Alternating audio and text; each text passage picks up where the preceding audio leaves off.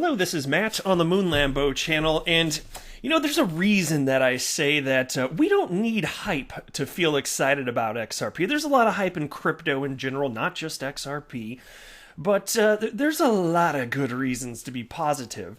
And I'll tell you what, Zoe Cruz, previously with Morgan Stanley, she knows a few of these. Take a look at this headline from Daily Hodl. Morgan Stanley veteran calls XRP clear leader in cross-border space. Says Bitcoin and crypto portfolios offer unique chance to earn 100x. Yes, you're talking about 100xing whatever your investment is. And again, it might sound crazy to outsiders, but if you take some time to research, it's not crazy at all, because we're just talking about new markets that are illiquid. It's not hard to double, triple, quadruple whatever you invest, but the average person is going to find out once it's too late. So I'm pretty thrilled to be here. Now, I want to be clear that I do not have a financial background. I am not offering financial advice, and you should not buy or sell anything because of anything that I say or write. I'm just a happy, enthusiastic member of the Xrp community that likes talking about all sorts of Ripple and XRP related things and making YouTube videos. It's my most favoriteest hobby ever. Now, before we go any further, if you would please delicately tap that like button. And also, if you are a fan of Ripple and XRP, you done came to the right spot, son. Go ahead and subscribe. It don't cost nothing.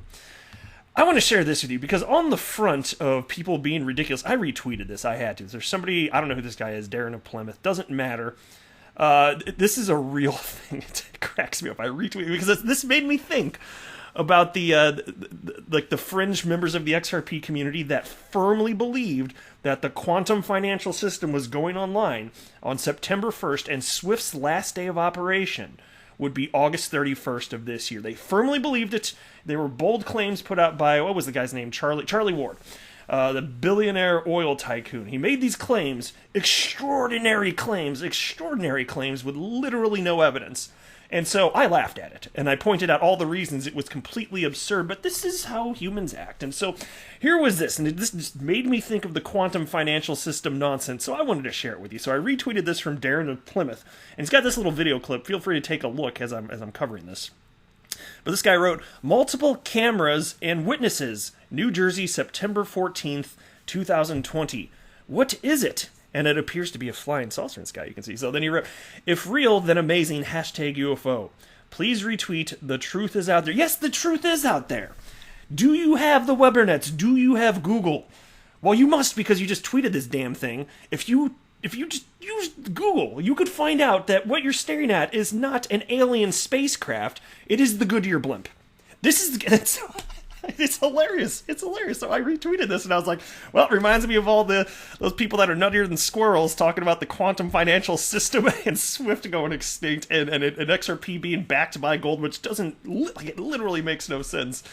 I thought I'd just open the video with something that we could all chuckle at here.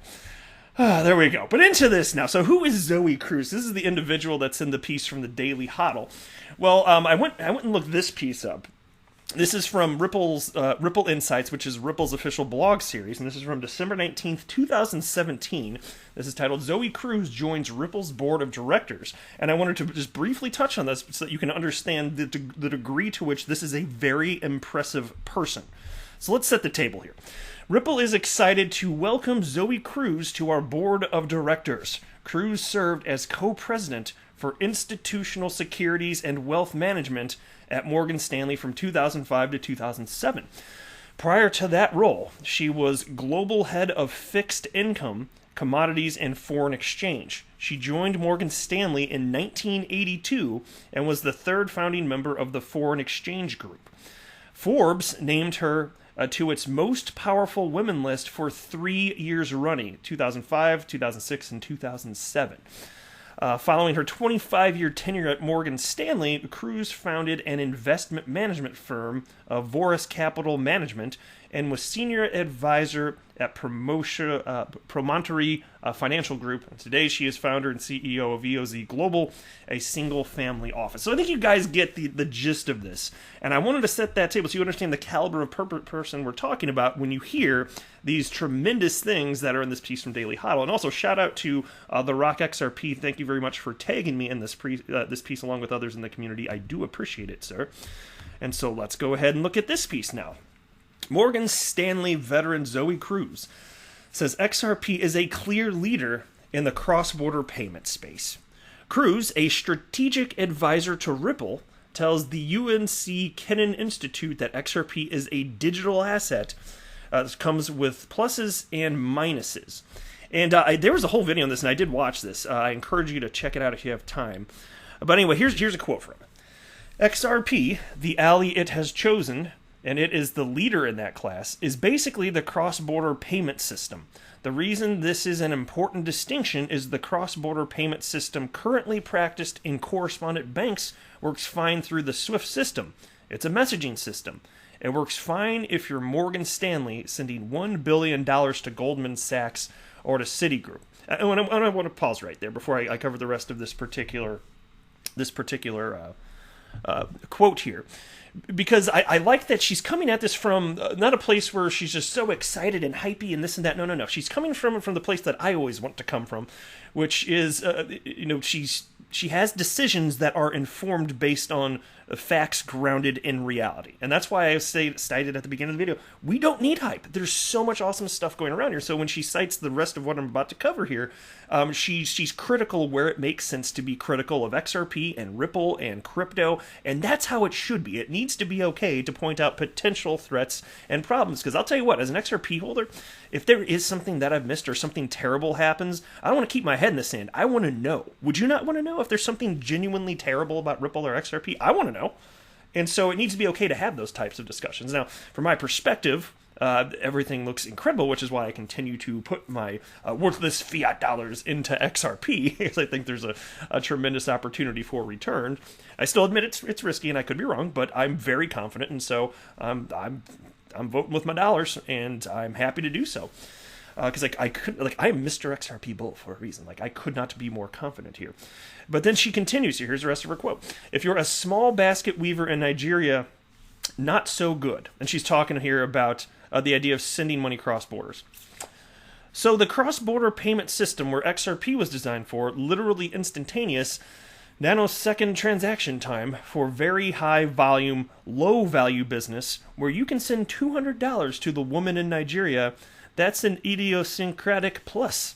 Its minus is it has a lot of concentrated holdings in Ripple, the place I advise, where 50% of all the coins minted are on the balance sheet. And again, perfectly fine to bring up that Ripple has huge XRP holdings. It's not something that we're pretending isn't the case. I knew this before I jumped in. For me, okay, so maybe I think it would be easier to kind of combat some of the FUD on what's going on here if Ripple's holdings weren't so tremendous, but they do have a decades-long release plan. And so for me, in the meantime, while they do have tremendous holdings, I just decided, and it's just the way that I'm wired, I don't have serious trust issues. So all the anarchists and libertarians, nothing against libertarians whatsoever, that had all these trust issues, and that's why they were so into Bitcoin from the get-go. I'm not talking about political leanings for me. That's not what I'm talking about. You won't be able to figure out what I am from what I'm saying here. I'm just sharing that from a trust perspective. I don't have those concerns. It's more like I will cautiously trust if it seems to make sense to me to do so, and the moment I get burned by a business or an individual, whatever it is, well, then I just no longer trust them. But I think as humans, we've evolved in such a way where it's kind of necessary to have trust in your family, your friends, your employer, whatever it may be. And so as far as Ripple having all this, if they behave in a way that is not positive for the XRP ecosystem, I will speak out about it on this channel. But they've been great stewards of the XRP ecosystem so far as I can tell. And so I don't have these trust issues. It's perfectly fair for her to point this out. It's just the Bitcoin maxi troll types that use this to spread fear, uncertainty, and doubt. But anyway, the piece continues. Ripple owns more than half of all XRP in existence and created an escrow program in late 2017 to manage its holdings. The company unlocks 1 billion XRP from escrow each month, sells a portion, and returns the rest back into escrow. And by the way, they also purchase XRP on the open market just to manage liquidity. But anyway, so they're not just selling. But Cruz says savvy investors should apportion 1% to 10% of their portfolios across the top 5 to 10 cryptocurrencies. The former Morgan Stanley executive views crypto investments as moonshot opportunities. They could go to zero, or they could earn 100x, she explains. She also decries Bitcoin maximalism, comparing that as an investment strategy to only investing one internet stock in the early 2000s. And here's what she had to say about this, and I do like this. The quote is, "I mean, Netscape was the browser of choice with 75% market share. Google is the leader now, and Netscape doesn't exist. To me, it's the equivalent thing. There will be winners and losers, but I wouldn't want to have Bitcoin end up being the Netscape of your investment opportunity." Yeah, no kidding. So, and that's why for me, it's always going to be the case that I'm a fan of investing in cryptocurrencies that actually get used. Utility matters and will win the day. That's my personal investment thesis, right? Now, the former executive also views Ethereum as a venture capital investment. And here's a quote: "Ethereum is a very successful currency. It's alias smart contracts. There are a lot of very smart people actually coding and building beautiful things on smart contracts on Ethereum. So I would look at these currencies as a surrogate for a venture capital investment without the fees and without the intermediaries. And as you know, with VC investments, you're very, very good if you have 2 moonshots and 8 of them go to nothing. So that's how I view that world." Exactly. You could have, and I think most of these cryptocurrencies are going to go the way of the dodo, my favorite extinct avian creature. But there's going to be some winners, and I'm happy to be in the space, and I'm counting on XRP being one of them. Again, if I'm wrong, but I could not be more confident. But it's a real thing. Like I'm telling you, like people don't know. People that are too afraid to do research on the topic. My gosh, I just feel like they're missing out. They're missing out on a potential opportunity. And fine, because crypto isn't for everybody. And if you really can't handle the volatility, if you do research and you find out there's volatility and you can't handle, okay, fine. But that's a hell of a missed opportunity. It's not every day that there's a brand new freaking asset class. And we've already seen this happen. We already saw XRP at almost $4. If it happened in the past, I don't believe it's impossible to happen again. We'll see if it does. But I'll just say this. I'm very optimistic. And I'm putting my money where my mouth is. Anyway, that is it for this video.